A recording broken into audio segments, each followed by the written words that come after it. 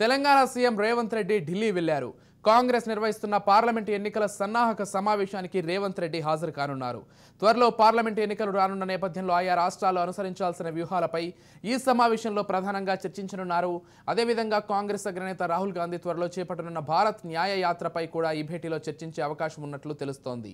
AICC ఆధ్వర్యంలో జరగనున్న ఈ సమావేశానికి అన్ని రాష్ట్రాల పీసీసీ అధ్యక్షులతో పాటు సీఎల్పీ నేతలు, కాంగ్రెస్ పాలిత రాష్ట్రాల ముఖ్యమంత్రులు కూడా హాజరు కానున్నారు.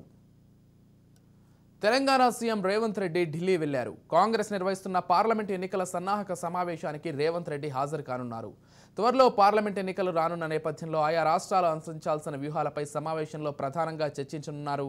అదేవిధంగా కాంగ్రెస్ అగ్రనేత రాహుల్ గాంధీ త్వరలో చేపట్టనున్న భారత్ న్యాయ యాత్రపై కూడా ఈ భేటీలో చర్చించే అవకాశం ఉన్నట్లు తెలుస్తోంది. ఏఐసీసీ ఆధ్వర్యంలో జరగనున్న ఈ సమావేశానికి అన్ని రాష్ట్రాల పీసీసీ అధ్యక్షులతో పాటు సీఎల్పీ నేతలు, కాంగ్రెస్ పాలిత రాష్ట్రాల ముఖ్యమంత్రులు కూడా హాజరు కానున్నారు. రైట్, మొత్తంగా రేవంత్ రెడ్డి ఈరోజు ఢిల్లీ యాత్రకు వెళ్ళనున్నారు. హస్తినకు వెళ్ళి అక్కడ పార్టీకి సంబంధించి అదేవిధంగా తెలంగాణ ప్రభుత్వానికి సంబంధించి అనేక విషయాలపై కూడా భేటీ అయ్యే అవకాశం ఉన్నట్లుగా ఏఐసీసీ పెద్దలతో ఇప్పటికే సమాచారం అందుతోంది. ఇదే అంశానికి సంబంధించి పూర్తి సమాచారం అందించడానికి మా ప్రతినిధి మానస్ ఫోన్ ద్వారా సిద్ధంగా ఉన్నారు. చెప్పండి మానస్. Thank you Vijay. ఇప్పుడు మనం చూసినట్టుగా అయితే సీఎం రేవంత్ రెడ్డి టూర్ 2 రోజుల పాటు ఢిల్లీలో సాగనుంది. అయితే ఈ 2 రోజుల్లో కూడా ఒక రోజు మాత్రం నేడు కంప్లీట్ గా కాంగ్రెస్ ముఖ్య నేతలు సీఎంస్ తో పాటు పిసిసి అధ్యక్షులు ఎవరైతే ఉన్నారో వాళ్ళందరూ కూడా హాజరు కానున్నారు. ముఖ్యంగా చూసుకుంటే 2024లో జరిగే ఎన్నికలు, ప్రధాన ఎన్నికల దృష్టిలోనే ఈ మీటింగ్ అంతా సాగనుంది. అయితే ఈ మీటింగ్ లో కర్ణాటక నేత శివకుమార్ తో పాటు మన సీఎం రేవంత్ రెడ్డికి కూడా కీలక బాధ్యతలతో పాటు మంచి ఇంపార్టెన్స్ కూడా దక్కనుందనేది సమాచారం. ఎందుకంటే మనం చూసినట్టుగా అయితే సౌత్ ఇండియాలో మళ్ళీ కాంగ్రెస్ ఈ స్థాయిలో పుంజుకొని ఎంపీ ఎలక్షన్స్ లో బీజేపీకి ఢీకొట్టి విజయం సాధించాలి అనే లెవెల్లో వాళ్ళ ఉత్సాహం నింపిన ఎన్నికలు కర్ణాటక ఎన్నికలతో పాటు తెలంగాణ ఎన్నికలు కావడంతో వీళ్ళిద్దరికీ కూడా కీలక బాధ్యతను అయితే అప్పచెప్పే అవకాశం అయితే ఉంది. అయితే మొదటి రోజు అంతా కూడా ఈ మీటింగ్స్ తోటి వాటితో సాగనున్న నేపథ్యంలో 2వ రోజు మాత్రం పూర్తిగా తెలంగాణకి నిధులు, తెలంగాణకి కావాల్సినటువంటి అభివృద్ధి కార్యక్రమాలపైనే రేవంత్ రెడ్డితో పాటు అధికారులు కూడా ఫోకస్ అయితే పెట్టనున్నారు.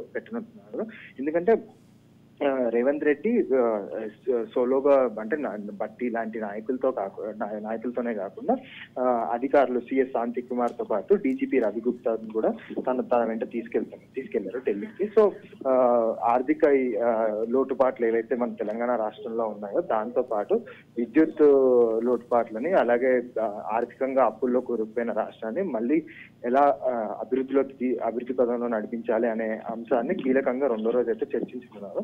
మొదటి రోజు మాత్రం కేవలం ఎంపీ ఎలక్షన్స్ లో విజయం కాంగ్రెస్ ఎలా సాధించాలి, ఇండియా కూటమి తరఫున గెలిచి బీజేపీకి ధీటుగా నిలబడి గెలిచి 2024లో దేశవ్యాప్తంగా అధికారంలోకి కాంగ్రెస్ రావాలి అన్న సింగిల్ ఎజెండా తోటి అయితే ఈ రోజు మీటింగ్ అయితే జరగనుంది. అయితే దీంతో పాటు రాహుల్ గాంధీ త్వరలో చేపట్టనున్న భారత్ న్యాయ యాత్రపై కూడా కీలకమైన సమాచారం అయితే విడుదలయ్యే అవకాశం ఉంది. ఎందుకంటే మనం చూసుకున్నట్టయితే జోడో యాత్ర పేరుతో రాహుల్ గాంధీ గతంలో చేసిన యాత్ర కాంగ్రెస్ వర్గాల్లో మంచి జోష్ అయితే నింపింది.